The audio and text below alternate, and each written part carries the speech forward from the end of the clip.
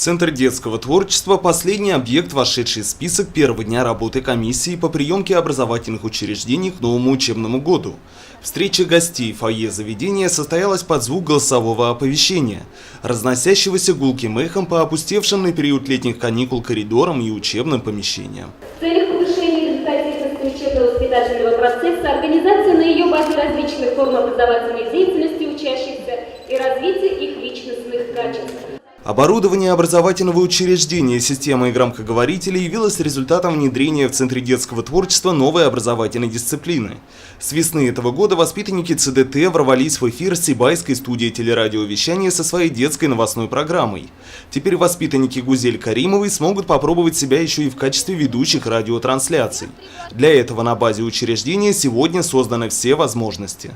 Помимо появления подобных технических новшеств, в задачи коллектива входили плановые работы, нацеленные на соответствие государственным нормативам.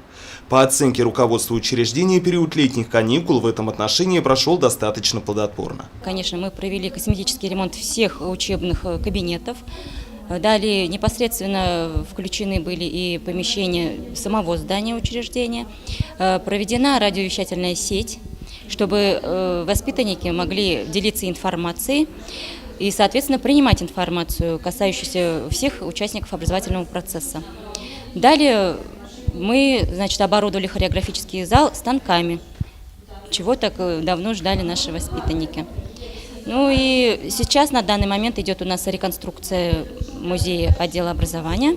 Это отдел боевой славы, учителей, педагогов, ветеранов.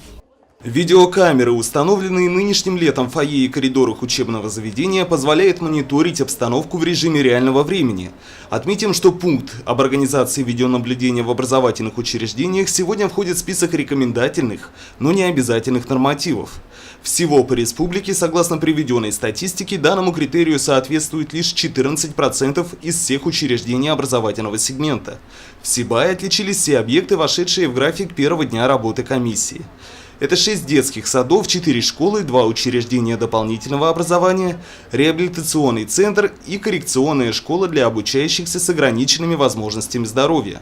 Специалисты также обращали внимание на соответствие учебных заведений требованиям строительных, санитарно-гигиенических и противопожарных норм, оснащенность образовательного процесса, охрану труда, укомплектованность штата руководящими и педагогическими кадрами. Могу сказать, что первый день показывает то, что в основном наше учреждение подготовлено к новому учебному году.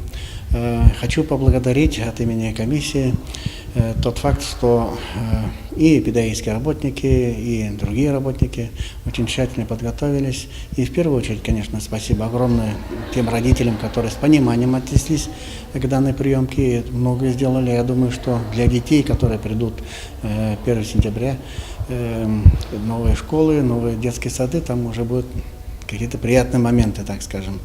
Особо хочу отметить то, что в этом году многие коллективы школ участвовали в проектах местных инициатив, мы говорим по ПМИ.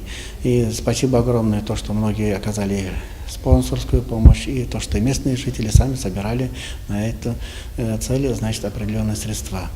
И я думаю, что после аукционных моментов в школах появятся еще новые капитальные ремонты. А также мы с 1 сентября уже планируем и на будущий год. Здесь подключается еще и дошкольное образовательное учреждение. Основной этап работы комиссии по приемке учебных заведений продлится в период с 14 до 17 августа. Проверки же в городских СУЗах и ВУЗе запланированы на конец текущего месяца. Ринат Музафаров, Али Кадыров, Гульгина Раскидина, телекомпания СТВ.